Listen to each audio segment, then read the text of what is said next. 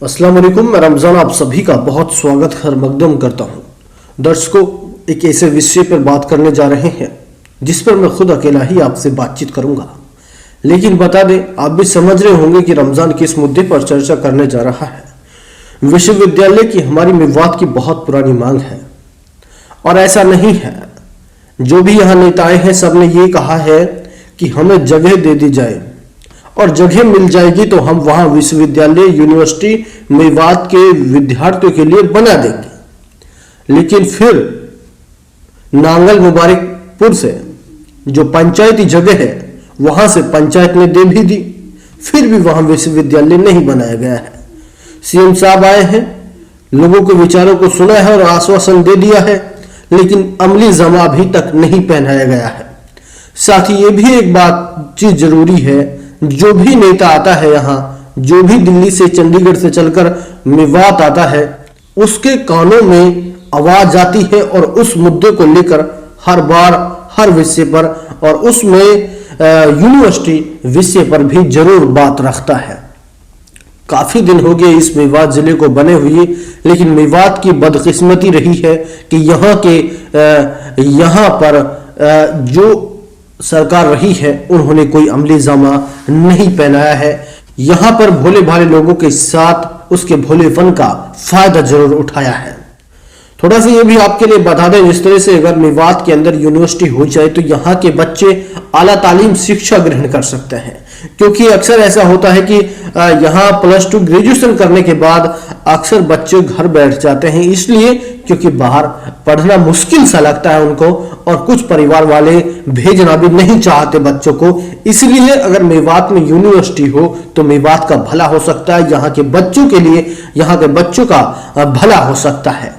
सरकार हर बार आती है और हर बार एक वादा जरूर करती है, मेवात के लिए जगह दे दे, यूनिवर्सिटी हम बना देंगे।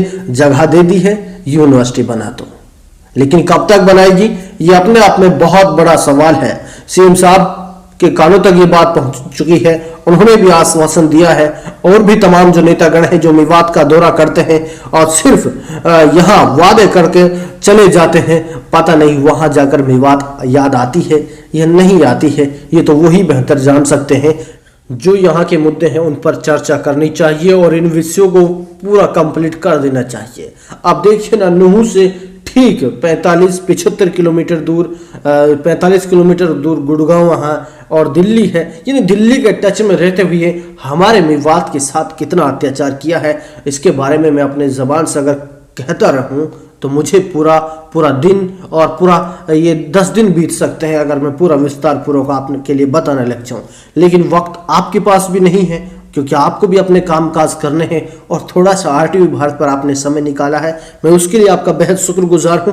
लेकिन सोचिए आप सब भी कि मेवात के साथ कितना अत्याचार हुआ है कि दिल्ली से टच रहते हुए मेवात के लिए यूनिवर्सिटी नहीं दी है। यहाँ मैं एक ही मुद्दे पर बातचीत कर रहा हूँ, बल्कि मेरा और भी जहन में है रेल जैसे मुद्दा है, लेकिन यूनिवर्सिटी की मैं फिलहाल बात कर रहा हूँ। अगर मेवात के अंदर यूनिवर्सिटी नहीं है तो यहाँ के बच्चों के साथ कितना खिलवाड़ हो रहा है और बच्चे यहाँ जो युवा साथी हैं वो शिक्षा ग्रहण नहीं आगे कर पा रहे हैं जो यूनिवर्सिटी के लिए उन्हें करनी चाहिए। बहुत सारे बच्चे ऐसे हैं जो बाहर पढ़ते हैं, लेकिन वहीं रुककर फिर ठहर कर शिक्षा ग्रहण करते हैं, जिससे उन्हें भी एक बड़ा खर्चे एक बड़ी जिम्मेदारी निभानी पड़ती है, क्योंकि मेवात का बच्चा बाहर जाता है और बाहर से पढ़ाई फिर करता है।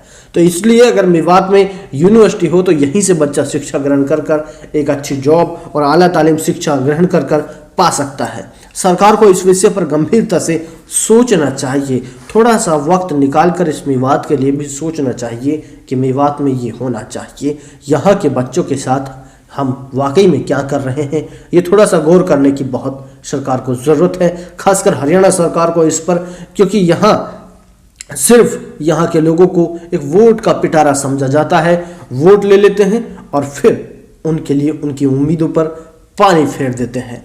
इसलिए हम आपसे गुजारिश करते हैं कि आप सब भी जागरूक होइए मेवात वासियों, और नेता से अपनी उम्मीदों को पूरा करवाइए, ताकि आप सबका और हम सबका विकास हो सके, क्योंकि मीडिया के पास भी वही मुद्दा बचा है और आप सबके पास भी वही मुद्दा है।